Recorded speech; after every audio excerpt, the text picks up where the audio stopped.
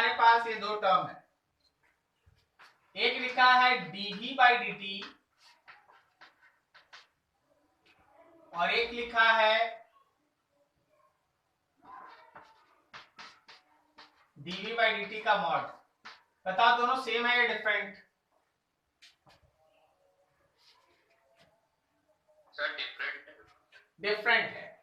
जरा सोच के बताइए फर्स्ट वाला क्या है, ये क्या है? ये बताता है rate of change of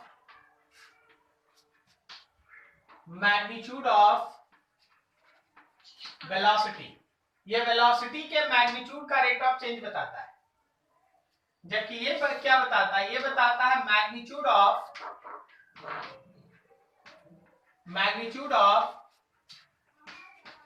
rate of change in velocity. Magnitude of rate of change in velocity, दोनों में अंतर है।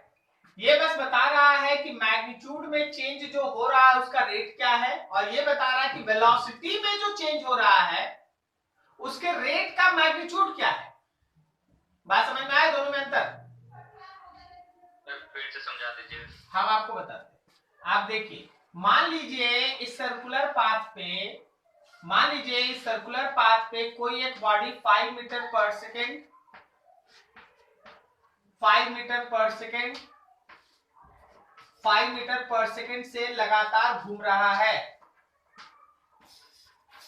तो बताओ, क्या इस मोशन के दौरान उसके वेलोसिटी का मैग्नीट्यूड चेंज कर रहा है? नहीं चेंज कर रहा। वेलोसिटी का मैग्नीट्यूड चेंज नहीं कर रहा है। तो याद रखना कि वेलोसिटी का जो मैग्नीट्यूड है वो कांस्टेंट है। तो dv by dt and that term is equals to 0। Is this clear? Yes sir. अब सोच के बताओ, क्या इस पूरे मोशन में वेलोसिटी चेंज कर रहा है? डायरेक्शनल चेंज आ रहा है, मैग्नीट्यूड तो वही है। हाँ, लेकिन वेलोसिटी को आप चेंज कर रहा है ये बोलेंगे या कांस्टेंट बोलेंगे? वेलोसिटी को चेंज करता हुआ मानेंगे या कांस्टेंट मानेंगे? बोलिए। चेंज मानेंगे। चेंज, वेलोसिटी चेंज कर रहा है क्योंकि वेलोसिटी इज अ वेक्टर, उसमें मैग्नीट्यूड और डायरेक्शन दोनों होता है। अगर डायरेक्शन बदल, यहां का वेलोसिटी आप लिखेंगे 5j कैप, यहां का वेलोसिटी लिखेगा 5 ऑफ माइनस i कैप। तो वेलोसिटी चेंजेस। तो वेलोसिटी का जो रेट ऑफ चेंज है, याद रखना ये 0 नहीं है। तो इसका जो आप मैग्नीट्यूड निकालेंगे ना, ये 0 नहीं आएगा। अब देखो, एक उधर का हिस्सा देखो, एक इधर का हिस्सा देखो, आपको अंतर समझ में आएगा।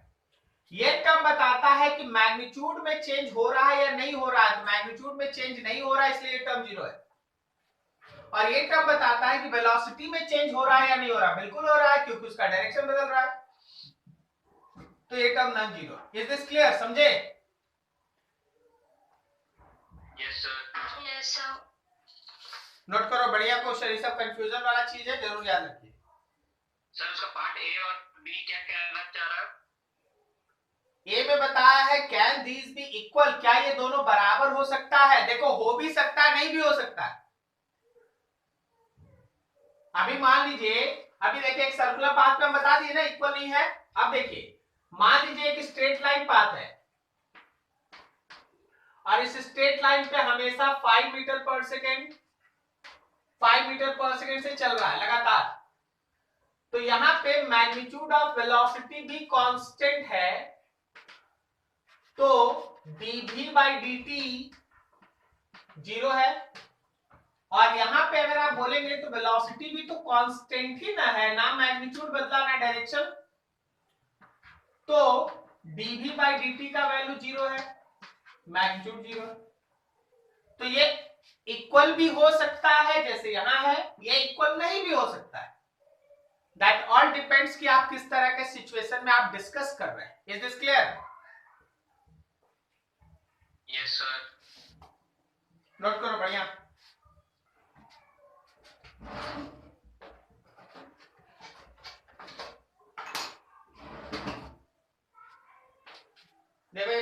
अगला क्वेश्चन स्टूडेंट का,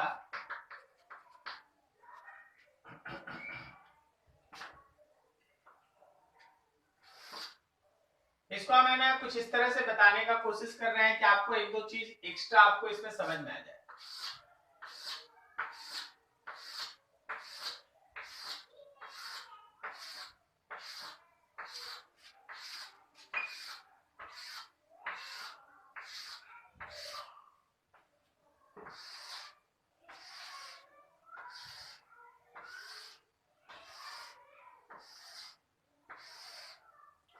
जैसे तुम्हारा ग्राफ पेपर होता है ना वैसा है, ठीक है।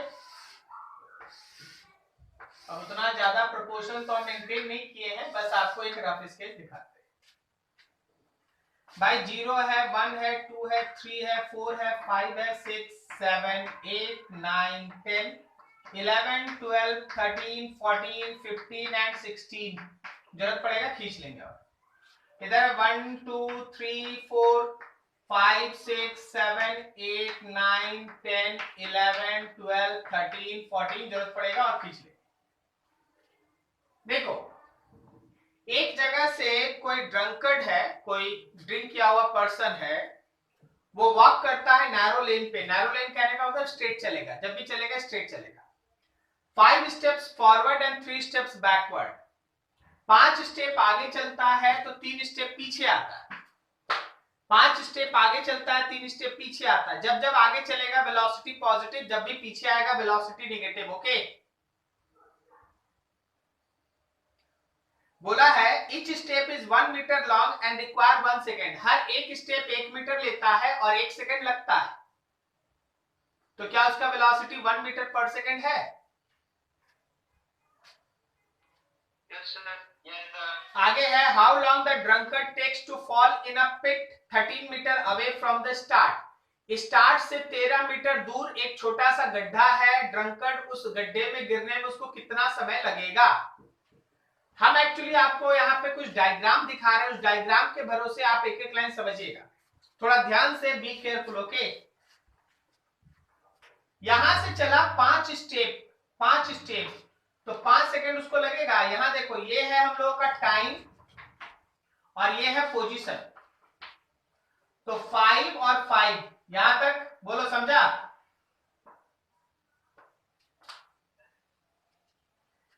फिर 3 स्टेप पीछे लेगा, फिर 3 स्टेप पीछे लेगा। जब वो 3 स्टेप पीछे लेगा तो 3 सेकेंड 8 आएगा और 3 स्टेप पीछे आने का मतलब 2 पे रहेगा, यहां पहुंचेगा। ये देखो, Yes, sir. फिर वहां से 5 स्टेप आगे लेगा। अब 8 में 5 जोड़िए 13 और 2 में 5 जोड़ेगा तो 7 यहां आएगा ना। क्या बोलिए, समझ में आ रहा है?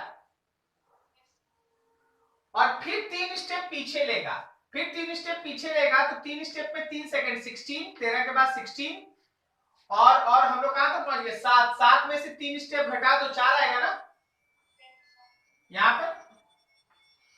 बोलो सही है?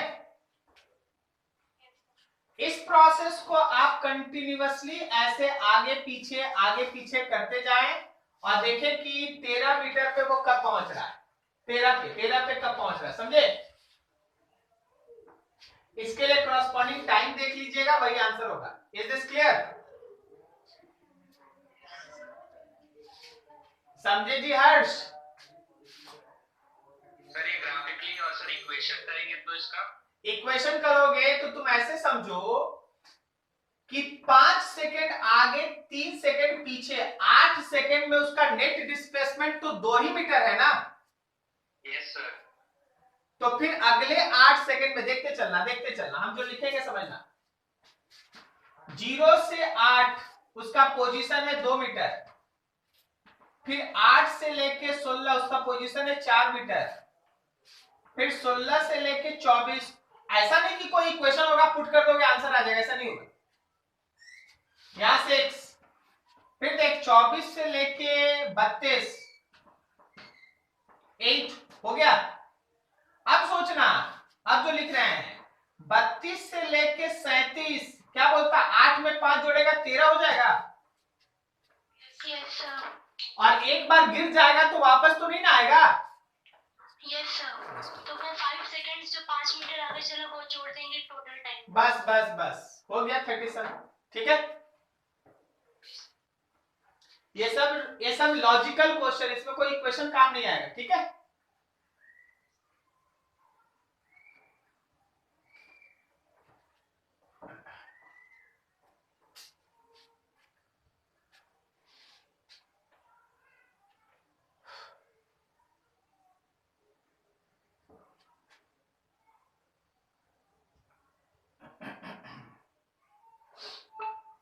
लास्ट डे कहां तक पढ़े थे हम लोग?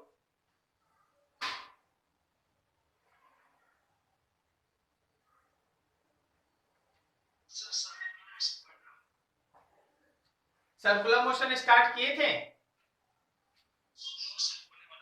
नो सर, बस डाउट डिस्कस किए थे।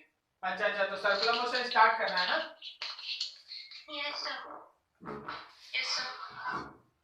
ठीक है।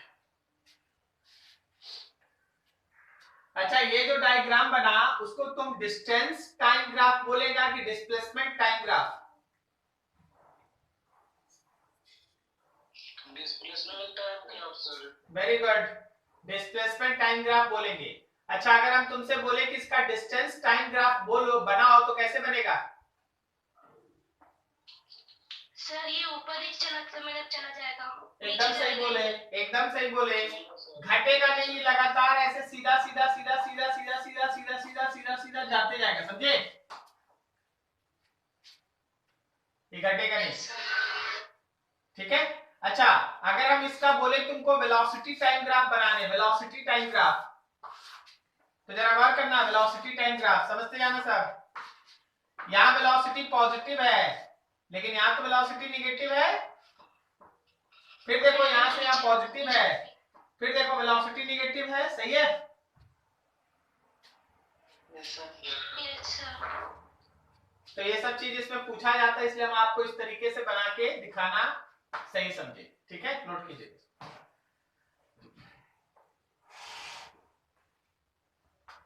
आगे हम लोग आज स्टार्ट करेंगे सर्कुलर मोशन।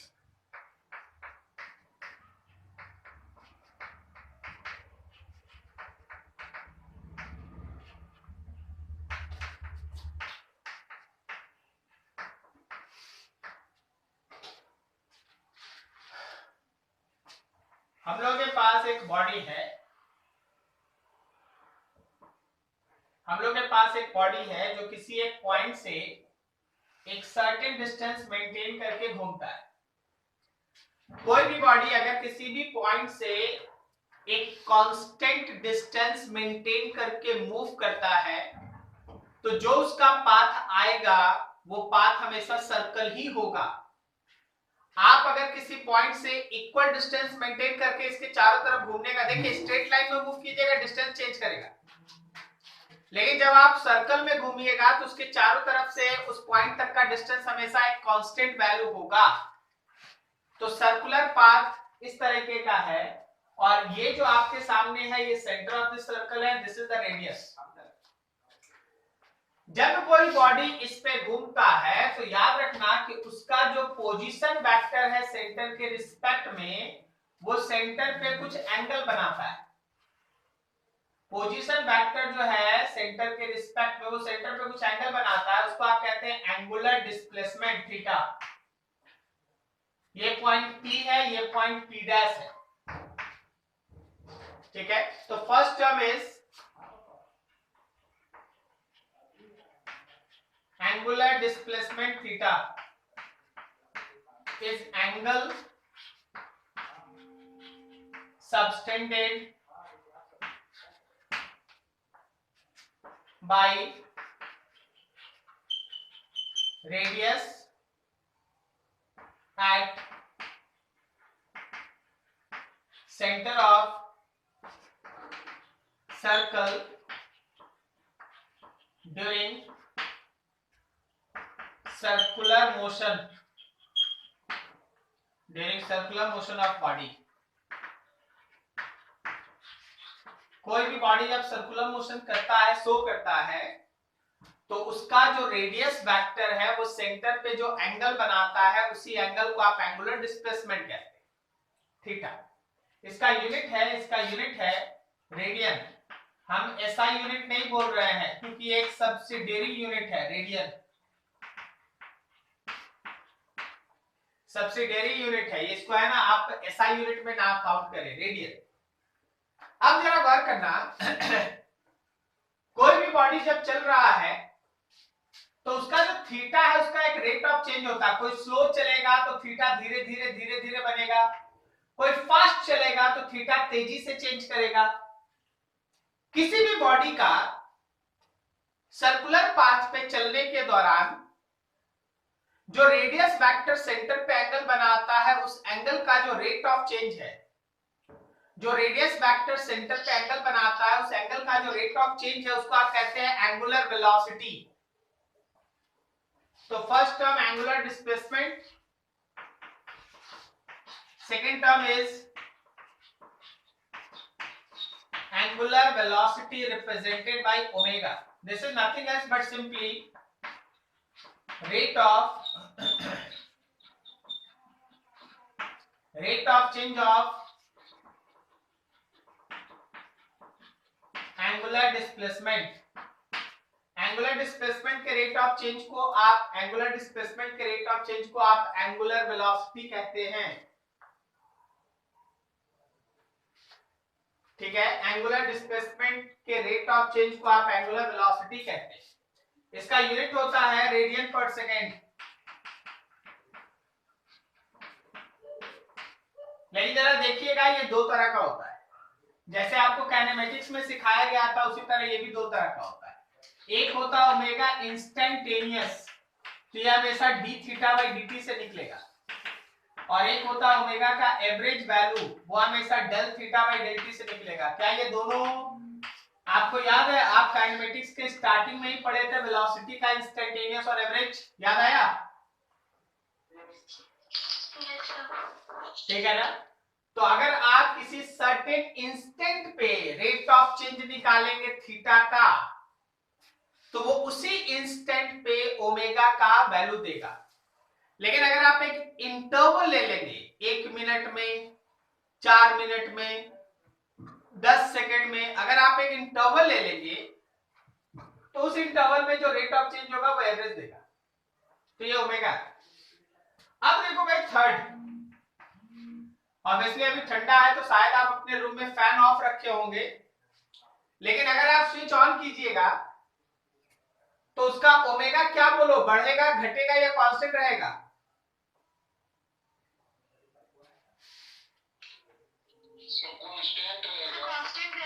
अरे यार हाँ एकदम सही बोला। अगर तुम फैन का स्विच अभी ऑन करेगा तो उसका ओमेगा बढ़ेगा, उसके बाद कांस्टेंट होगा ना। जीरो से बढ़ेगा, पहले फुल स्पीड में आएगा, फिर फुल स्पीड में घूमते रहेगा, सही है। इसका मतलब यह है कि शुरुआत वाला बात समझना कि उसका ओमेगा चेंज कर रहा है, उसका ओमेगा बढ़ रहा है। तो rate of change of angular velocity का जो रेट ऑफ चेंज है that is called angular acceleration.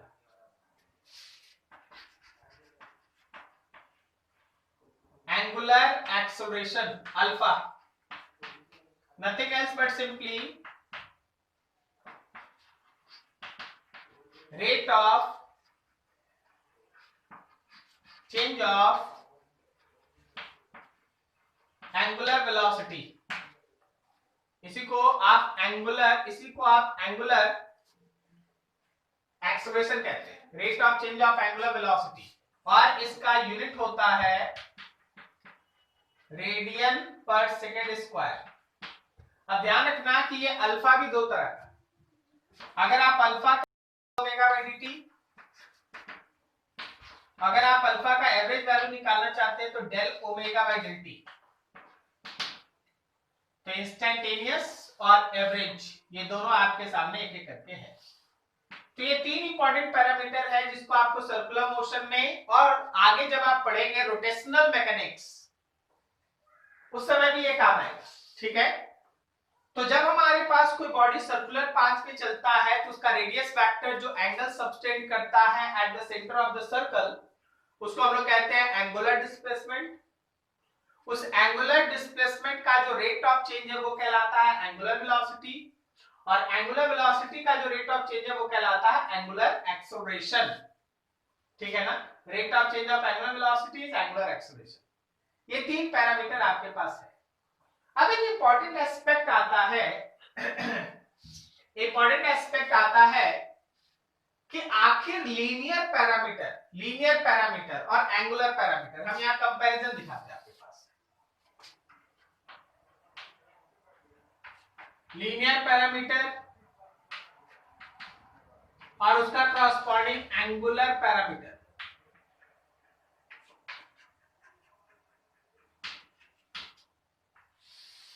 Linear parameter में s है तो एंगुलर पैरामीटर में थीटा, लीनियर पैरामीटर में v है तो एंगुलर पैरामीटर में ओमेगा, ओमेगा मतलब w, और लीनियर पैरामीटर में a है तो यहाँ अल्फा है। समझ में आ रहा है ना तीनों?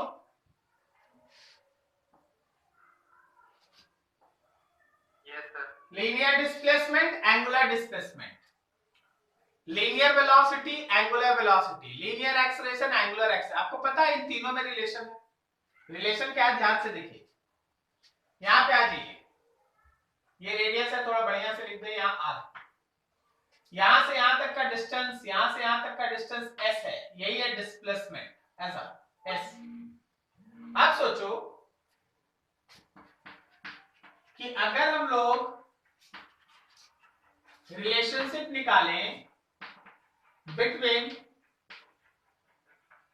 लीनियर एंड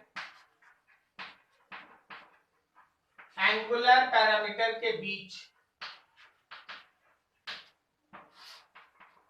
आपको याद है जब आपको बेसिक कॉन्सेप्ट पढ़ाया जा रहा था उस समय पढ़ाया गया था एक टर्म पैरेलैक्स मेथड।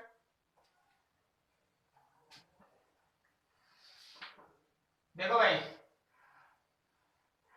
ये s है, ये r है, ये थीटा है। तो यूजिंग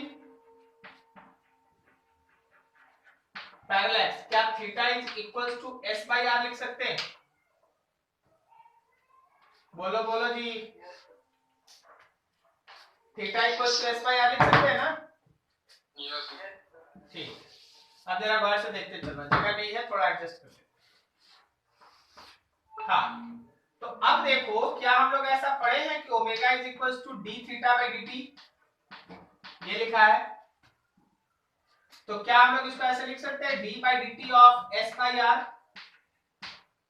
एस बाई आर में 1 बाई आर को बाहर निकालो, d s by D t लिख सकते हैं। अब बोलो d s by D t को भी लिख सकता है? यस। तो देख, पहला लाइन में क्या था? पहला लाइन में ये था कि theta is equal to s by r, दूसरे लाइन में आया omega is equal to v by r, omega is equal to v by r. समझे? तीसरा लाइन पे दिमाग दौड़ा ले। अब अगर आपको अल्फा निकालना है तो D omega by D T करेंगे, इसका मतलब D by D T of V by R, 1 by R बाहर, D V by D T, इसका मतलब a बाई आर। तो जो एंगुलर एक्सेलरेशन है वो है a बाई आर। समझे क्या तीनों?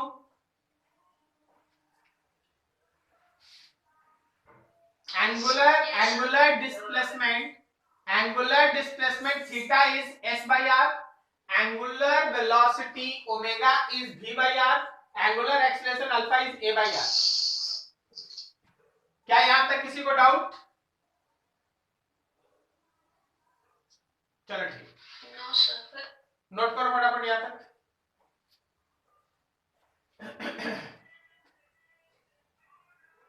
Direction of omega and alpha, ये एक सर्कुलर पाथ है और इस पे कोई बॉडी ऐसे घूम रहा है। तो जब आप अपने राइट हैंड के फिंगर्स को घुमाइएगा ना, जब अपने राइट हैंड के फिंगर्स को घुमाइएगा, थंब ऊपर आएगा, तो ध्यान रखना ओमेगा ऊपर है।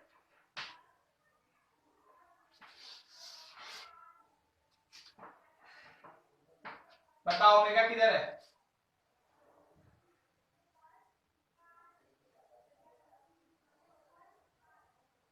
ओमेगा इसका किधर है? अपने राइट हैंड के फिंगर्स को घुमाएगा तो थंब नीचे आएगा। अरे बोल भाई।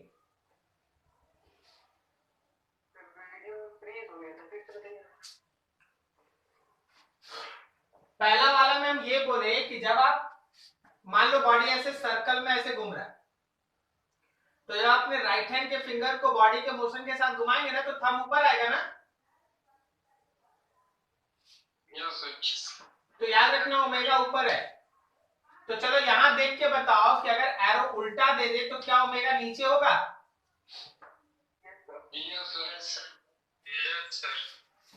मान लो ऐसा सर्कल और पाथ कोई बॉडी घूम रहा है, ऐसा सर्कल पे कोई बॉडी घूम रहा है ऐसे, तो क्या ओमेगा इधर आएगा? सही है। अब आप ये डिसीजन लें कि ओमेगा बढ़ रहा है, ओमेगा कांस्टेंट है कि ओमेगा घट रहा है। मान लो ये 3 केस हो सकता है ना, बढ़ सकता है, कांस्टेंट हो सकता है, घट सकता है। क्या सही बजा रहे हैं? जहां ओमेगा कांस्टेंट है समझ जाना कि अल्फा 0 है। जहां ओमेगा इंक्रीजिंग है अल्फा उसी डायरेक्शन में होगा जिधर ओमेगा है। अरे यही तो होता है एक्सेलरेशन। वेलोसिटी के डायरेक्शन में एक्सेलरेशन है तो वेलोसिटी बढ़ेगा ना।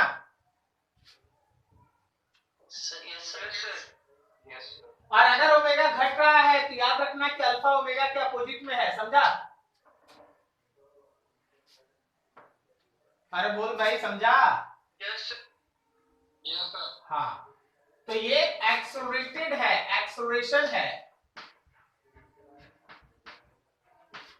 और ये डिसेलरेशन है, और यहां एक्सेलरेशन 0। तीनों फिगर ऐसे ही बना लो बस।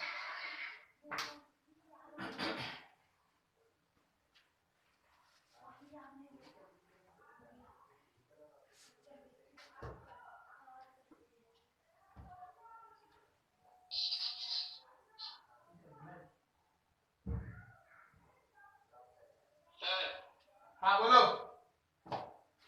ओमेगा डिक्रीज करेगा तो मतलब एक्सीलरेशन भी डिक्रीज करेगा। कौन बोल दिया तुमको एक्सेलरेशन डिक्रीज करेगा?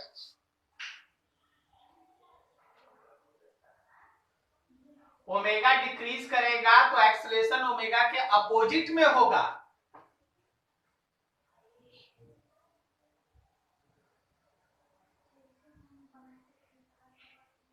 अरे बोल के गायब हो जाता है, बोलता काहे नहीं? हाँ या ना काहे नहीं बोलता?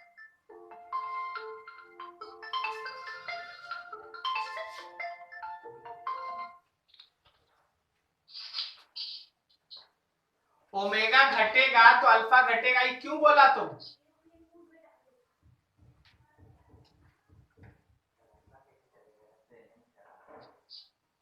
वो ओमेगा इंक्रीज कर रहा है तो अल्फा भी इंक्रीज कर रहा है। कौन बोला अल्फा इंक्रीज कर रहा है तुमको? अरे सेम डायरेक्शन में यार, सेम डायरेक्शन में, सेम डायरेक्शन होना और इंक्रीज करना अंतर है ना। सबको एक ही समझता है क्या? अरे ये सेम डायरेक्शन में है, कौन बोलते हैं बढ़ रहा है? ये अपोजिट डायरेक्शन में है।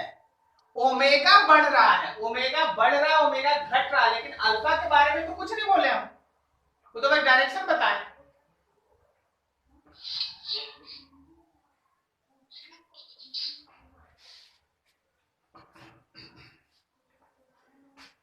चलिए ठीक, अगला सुनिए। आपको पता है एक सर्कल को रोटेट करने में जितना समय लगता है उसको आप क्या कहते हैं?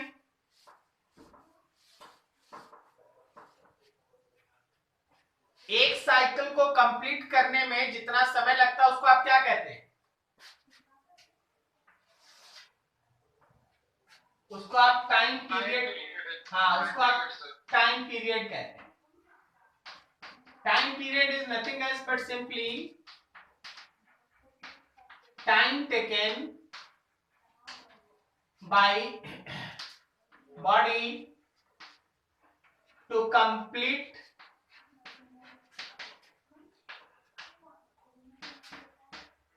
1 revolution.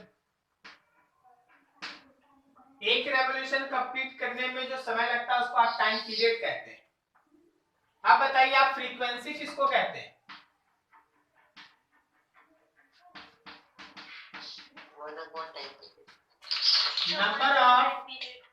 Number of revolutions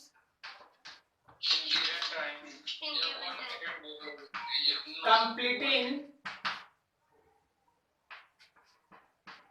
per second is called frequency, and you all are perfectly correct कि frequency is equals to 1 by time period होता है। बिल्कुल सही। तो टाइम पीरियड का यूनिट अगर सेकंड है, टाइम पीरियड का यूनिट अगर सेकंड है, तो फ्रीक्वेंसी का यूनिट सेकंड इनवर्स होता है, जिसको आप हर्ट्ज भी कहते हैं। सही है ना? सेकंड इनवर्स क्या है? अब जरा सोचो, मेरे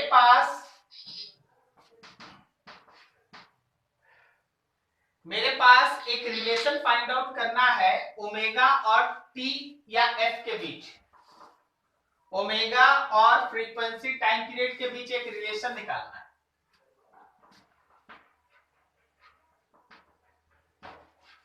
relationship between omega, time period and frequency. Omega, time period और फ्रीक्वेंसी, इन तीनों के बीच हम लोगों को रिलेशन फाइंड आउट करना है। हम लोग अभी पढ़े हैं omega is equals to del theta by del t. समझना सबको ध्यान से। मान लो जैसे हम लोगों के पास कोई एक बॉडी सर्कल में घूम रहा है, थीटा इनिशियल है 0। सोच के बताओ, आफ्टर कंप्लीटिंग वन सर्कल, क्या उसका थीटा फाइनल 2 पाई होगा? Yes sir.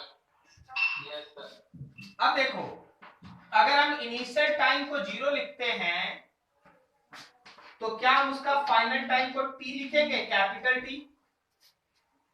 Yes sir. अब इस पे आइए, हम लोगों के पास क्या है कि omega is equals to del theta by del t. इसका मतलब theta final minus theta initial by time final minus time initial. तो थीटा फाइनल में 2 पाई, थीटा इनिशियल में 0, टाइम फाइनल में t और टाइम इनिशियल में 0। तो क्या मेरे ओमेगा का वैल्यू 2 पाई बाई टी आया?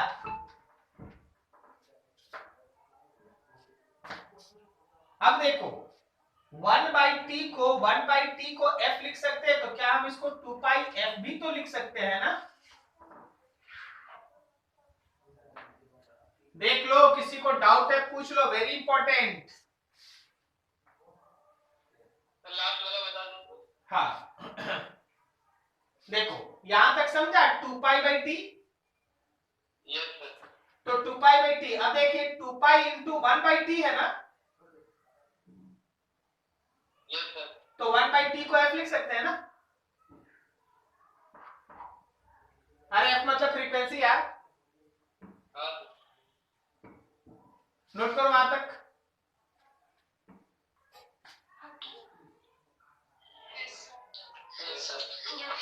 ठीक, एक छोटा सा क्वेश्चन लिखिए, क्वेश्चन लिखो।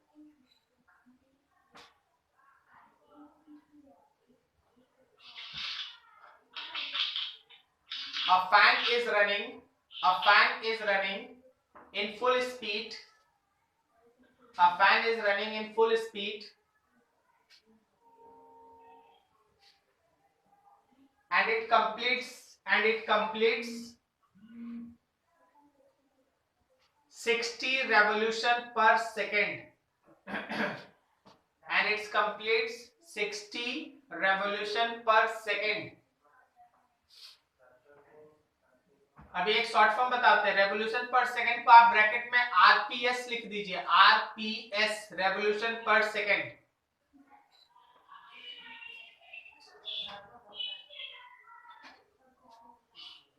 Bracket close. then find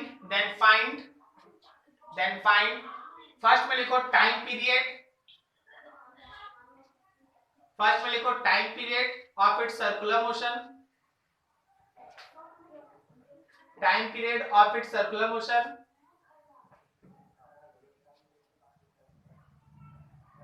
second में लिखो angular velocity of fan, angular velocity of fan.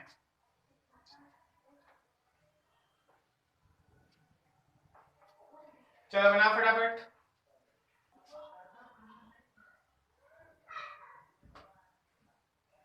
Yes sir. ठीक, तो देखो सबसे पहला चीज, जो एक चीज आप यहाँ समझे ना, वो है आरपीएस। जब हम लिखते हैं आरपीएस तो इसका मतलब है रेवोल्यूशन पर सेकेंड, और पता है आपको यही फ्रीक्वेंसी होता है। कभी कभी आपके पास आरपीएम दिया रहेगा, तो इसका मतलब होगा रेवोल्यूशन पर मिनट। क्या ये भी फ्रीक्वेंसी है? बिल्कुल नहीं। आपको क्या करना पड़ेगा, आपको आरपीएम को 60 से डिवाइड करना पड़ेगा, तब ये फ्रीक्वेंसी होगा। सही जाने? रेवोल्यूशन पर मिनट है ना, तो रेवोल्यूशन पर मिनट पे तो काम नहीं है ना, फ्रीक्वेंसी इज द रेवोल्यूशन पर सेकेंड। ओके, तो कहीं भी अगर आरपीएम मतलब है लिखा तो रेवोल्यूशन पर मिनट है, उसको रेवोल्यूशन पर सेकेंड में बदलना पड़ता है, उसको रेवोल्यूशन पर सेकेंड में बदलना पड़ता है, और तब जाके वो फ्रीक्वेंसी होता है। Is this clear? Yes sir. अब यहाँ पे देखो, हम आपसे मान लीजिए हम लोग के पास एक क्लॉक है। ओके, ये क्लॉक है, इस क्लॉक में 3 हैंड। कौन कौन सा हैंड आप पहचानते हैं? क्लॉक का 3 हैंड जानता है? एक मान लो हम लोग के पास सेकंड हैंड,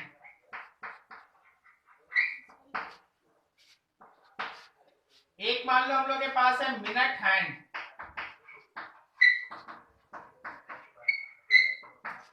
और एक मान लो हम लोग के पास है आवर हैंड। तो वो पता है सबका एंगुलर वेलोसिटी सेम होता है या डिफरेंट? अरे बोलो यार, तुम्हारा न्यूमेरिकल हम नहीं बता रहे, न्यूमेरिकल अपने से बनाइए, उसे हम करेंगे क्या?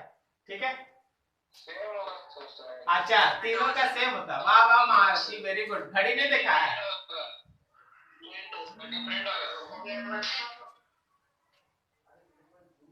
सेकेंड हैंड का अगर तुम ओमेगा निकालेगा तो 2 पाई बाई उसका एक टाइम पीरियड 60 सेकंड का ना होता है, रेडियन पर सेकंड। अरे भाई सेकेंड हैंड 60 सेकंड में ना एक सर्कल कंप्लीट करता है। बोलो बोलो। Yes sir. Yes sir. बता, मिनट हैंड कितने सेकंड में एक सर्कल कंप्लीट करता है? 60 इंटू 60 में करता है। Yes sir. तो अगर मिनट हैंड लेंगे तो ये ओमेगा। अब बताओ आवर हैंड, घड़ी में 12 घंटा का भी घड़ी होता है, 24 घंटा वाला भी घड़ी होता है, सही है ना? Yes sir. तो आपको जब क्लॉक बोला जाएगा तो 12 घंटा, ध्यान रखिए। तो वैसे केस में क्या इस आवर हैंड का ओमेगा हम लिख सकते हैं? Omega is equal to 2 pi by 12 hours into 60 minutes into 60 second, हुआ रेडियन पर सेकेंड। बोलो जी बोलो, समझा? Yes sir. तो ये सेकंड हैंड का ओमेगा, ये मिनट हैंड का ओमेगा, ये आवर हैंड का ओमेगा। नोट करो फटाफट।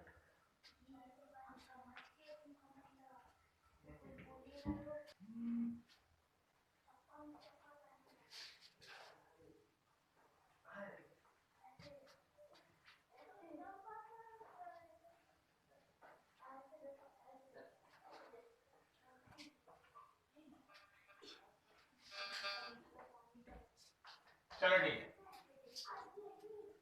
ध्यान से देखिए। अब थोड़ा सा सर्कुलर मोशन में है ना हम लोग, और थोड़ा सा टिपिकल जाए, ये फंडामेंटल्स था इतना आपको आना चाहिए, अब थोड़ा ध्यान से देखिए।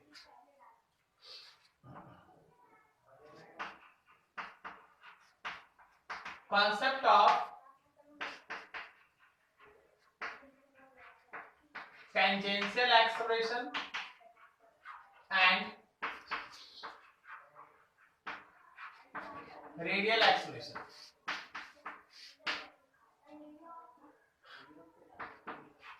Let any body moves on curve path, straight path नहीं, curve path। कोई एक बॉडी है जो इस कर्व पाथ पे चल रहा है, कोई एक बॉडी है जो इस कर्व पाथ पे चल रहा है। किसी क्षण उसका वेलोसिटी इधर है, इस पॉइंट पे टेंजेंट इधर, और उसका एक्सेलरेशन इधर है। तो ये एक्सेलरेशन यहां से कुछ एंगल भी बनाएगा। जरा गौर करना, मेरे इस एक्सेलरेशन का दो हिस्सा आप कर सकते हैं, आप इस एक्सेलरेशन का दो हिस्सा आप कर सकते हैं। एक हिस्सा वेलोसिटी के साथ पैरेलल होगा और एक हिस्सा इसी वेलोसिटी के ऊपर परपेंडिकुलर होगा। बोलो सही है? आप इस एक्सेलरेशन का दो कंपोनेंट कर सकते हैं ना, एक वेलोसिटी के साथ पैरेलल बना सकते हैं और एक वेलोसिटी के ऊपर परपेंडिकुलर।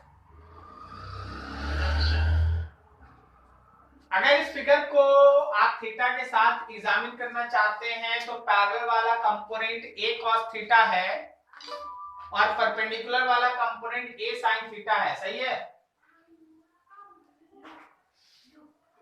बोलो सही है?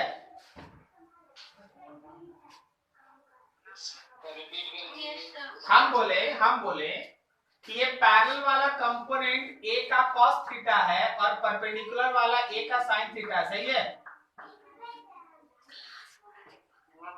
हमको उससे कोई मतलब नहीं है, हमको बस एक पैरेलल और एक परपेंडिकुलर समझाना है। जो आप यहाँ पे एक पैरेलल देख रहे हैं ना, एक पैरेलल, ये कहलाता है टेंजेंशियल एक्सेलरेशन, और जो आप एक परपेंडिकुलर देख रहे हैं ये कहलाता है रेडियल एक्सेलरेशन। एक पैरेलल टेंजेंशियल एक्सेलरेशन, एक परपेंडिकुलर रेडियल एक्सेलरेशन। अब दोनों का काम अलग अलग। जो आपका टेंजेंशियल एक्सेलरेशन है उसका काम होता है used to change magnitude of velocity.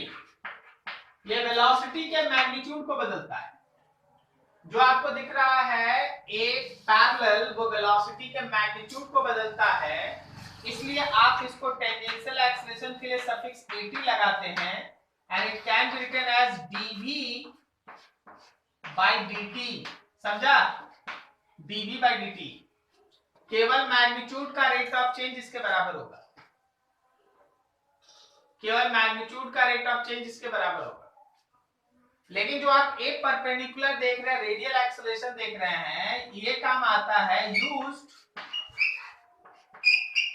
To change direction of velocity. तो जो आप ये कंपोनेंट देखते हैं ना, वो वेलोसिटी का डायरेक्शन बदलता है और ये कंपोनेंट उसके स्पीड को बढ़ाता है, घटाता है। रेडियल एक्सेलरेशन, और इस रेडियल एक्सेलरेशन का वैल्यू होता है v स्क्वायर बाई r, या फिर इसका वैल्यू होता है omega square. v square derivation कर देंगे, आप चिंता ना करें। v square by r omega square. जब कोई बॉडी सर्कल में घूमता है वो दो तरीके से घूम सकता है। एक, अपने स्पीड को कांस्टेंट रख के 5 मीटर पर सेकंड, 5 मीटर पर सेकंड, 5 मीटर पर सेकंड, 5 मीटर पर सेकंड, 5 मीटर पर सेकंड, 5 मीटर पर सेकंड। तो अगर उसका स्पीड कांस्टेंट है तो ये वाला एक्सेलरेशन कितना है?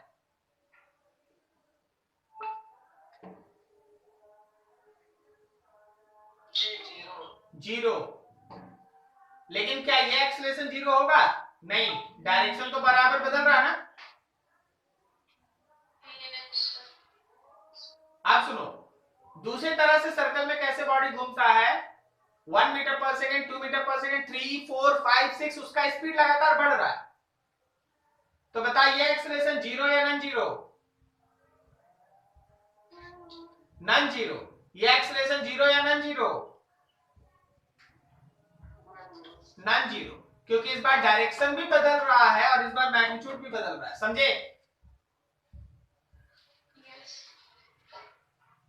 नोट करो यहां तक, फिर और आगे बढ़ते हैं। नोट करो इसको फटाफट।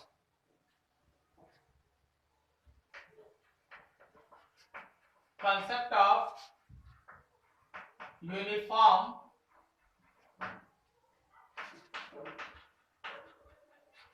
circular motion. Uniform circular motion.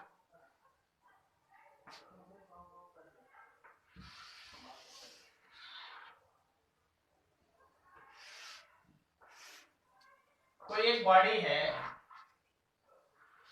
कोई एक बॉडी है जो कांस्टेंट मैग्नीट्यूड से इस पे घूम रहा है। अगर यहां का स्पीड आप v लिखते हैं तो यहां भी स्पीड आपको v मिलेगा, यहां भी स्पीड आपको v ही मिलेगा और यहां भी स्पीड आपको v मिलेगा। तो ऐसा पर्टिकुलर सर्कुलर मोशन जिसमें वेलोसिटी का जो मैग्नीट्यूड है वो कांस्टेंट है, कहने का मतलब स्पीड कांस्टेंट है,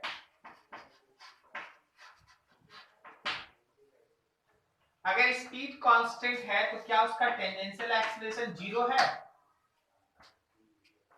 बोलो बोलो। बट जो उसका रेडियल एक्सीलरेशन है वो नॉन जीरो है, और उसका रेडियल एक्सीलरेशन कितना है तो कहीं भी v स्क्वायर बाई आर है। ध्यान से हमेशा याद रखिएगा कि radial acceleration is always directed towards centre of the circle. So radial acceleration is always directed towards centre of the circle. कहीं भी, यहां भी तुम दिखाओगे तो इधर होगा, यहां दिखाओगे तो इधर होगा, अगर तुम यहां दिखाओगे तो इधर होगा,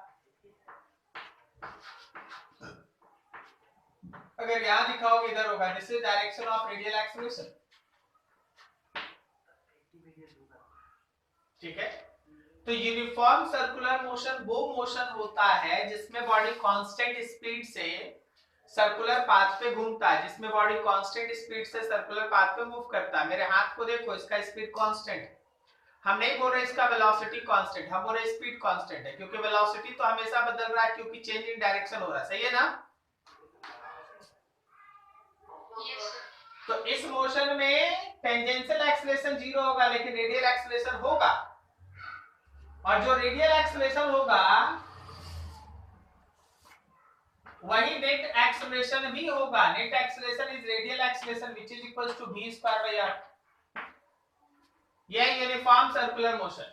यूनिफॉर्म सर्कुलर मोशन का मतलब हो गया कि बॉडी जब मूव करेगा सर्कुलर पाथ पे तो उसका स्पीड कांस्टेंट रहेगा, उसका वेलोसिटी का डायरेक्शन बदलते रहेगा। स्पीड कांस्टेंट होने की वजह से टेंजेंशियल एक्सीलरेशन का वैल्यू जीरो है, लेकिन वेलोसिटी के डायरेक्शन में चेंज होने की वजह से रेडियल एक्सीलरेशन नॉन जीरो है।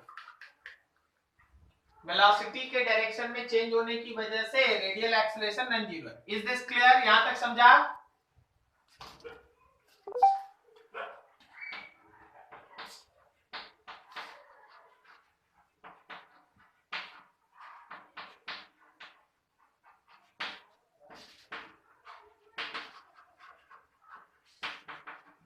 Concept of non-uniform circular motion. Concept of non-uniform circular motion. Non-uniform circular motion.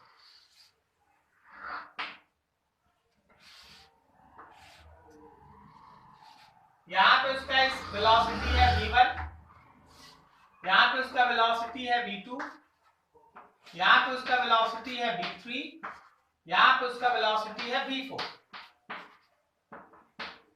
और कहना ये है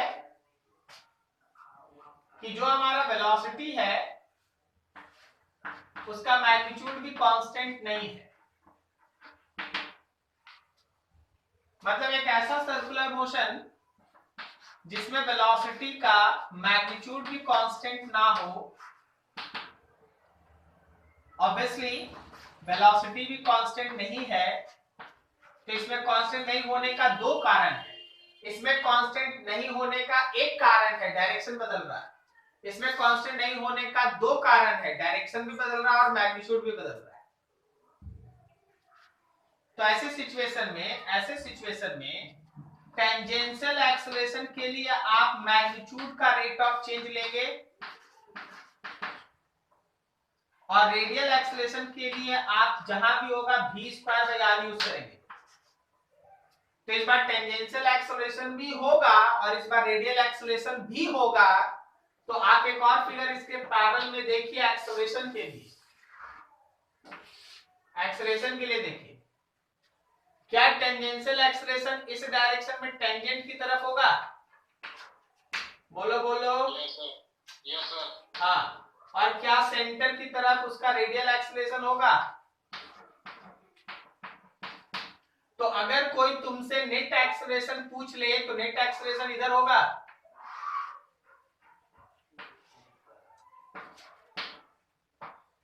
नेट एक्सेलरेशन का मतलब टेंजेंशियल एक्सेलरेशन और रेडियल एक्सेलरेशन का वेक्टर सम।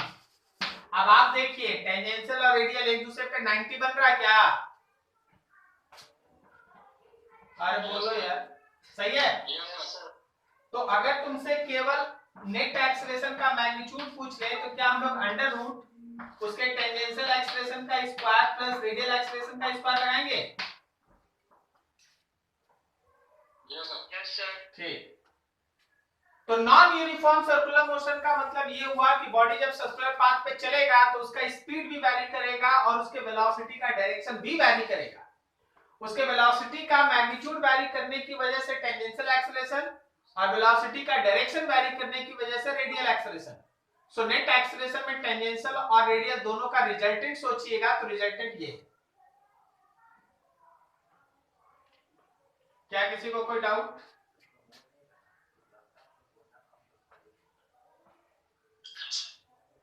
ठीक, नोट करो इतना फटाफट। कहीं डाउट है फिर पूछो, नोट करो फटाफट।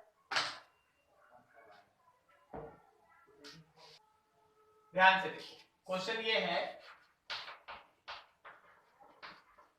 a body moving on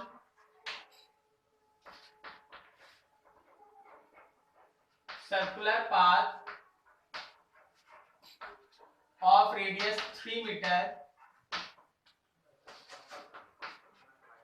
with speed v equals to 2t square। Velocity जो है वो टाइम का फंक्शन है।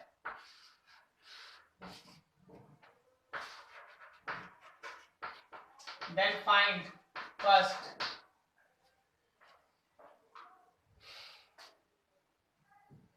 पाथ ऑफ क्या लिखे? path of radius 3 meter with speed this। Then find omega, second alpha, third acceleration tangential, fourth radial acceleration, fifth net acceleration at t equals to 5 seconds। Omega निकालना, alpha निकालना, tangential acceleration, radial acceleration और net acceleration निकालना, ये सब निकालना 5 second में। तो चलो जी एक एक करके बनाना स्टार्ट करते हैं, जरा गौर से देखना और समझना। जब आप ओमेगा निकालना चाहते हैं, पढ़े v/r। अब चलो दूसरा देखो, अगर हम लोग को अल्फा चाहिए तो क्या हम अल्फा को d ओमेगा बाई dt लिख सकते हैं? क्या हम d by dt of omega का इक्वेशन, पीछे वाला लाइन में देखो, ओमेगा का इक्वेशन है 2t² बाई 3। जब इसको तुम डिफरेंशिएट करेगा ये 4/3t आएगा। बोलो बोलो, समझा? अरे बोल भाई, समझा? Yes sir. आपको ये अल्फा कब चाहिए? तो टाइम 5 सेकंड पे चाहिए, तो 4 इंटू टाइम की जगह 5 सेकंड बाई 3 मतलब 20/3 रेडियन पर सेकंड स्क्वायर, ये अल्फा है। इसको रफ करते हैं।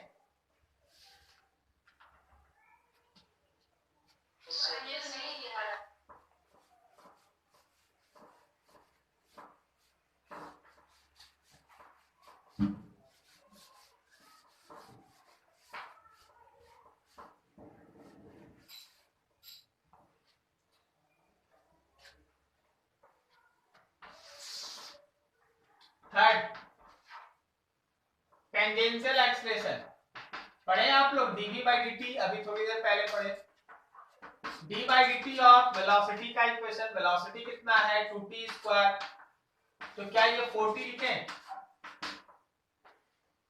अब आपको ये टेंजेंशियल एक्सीलरेशन कब चाहिए? 5 सेकंड पे, तो गौर करो, क्या ये 4 इंटू 5 दैट इज 20 होगा, और टेंजेंशियल एक्सीलरेशन है तो मीटर पर सेकंड स्क्वायर, मीटर पर सेकंड स्क्वायर। ओके, फोर्थ देख भाई, फोर्थ है radial acceleration v square by r। v का इक्वेशन हम लोगों के पास 2t स्क्वायर, उसका स्क्वायर और बाई r 3 मीटर, इसका मतलब है ये है 4/3 ऑफ t पे पावर 4। अब आपको ये जो रेडियल एक्सीलरेशन चाहिए वो कब चाहिए? तो 5 सेकंड पे चाहिए, तो वैल्यू हो गया 4/3 ऑफ 5 पे पावर 4, तो कितना आ गया? 25 25 625 गुने 4, 2500/3 मीटर पर सेकंड स्क्वायर। ठीक है, और लास्ट आपको नेट एक्सीलरेशन चाहिए, तो net acceleration is under root radial acceleration का स्क्वायर और टेंजेंशियल एक्सीलरेशन का स्क्वायर, तो ये आप सॉल्व कर लीजिएगा खुद से। रेडियल एक्सीलरेशन में आ गया 2500/3 का स्क्वायर, और टेंजेंशियल एक्सीलरेशन आपके पास है 20 का स्क्वायर। सॉल्व कर दीजिए, आंसर मीटर पर सेकंड स्क्वायर।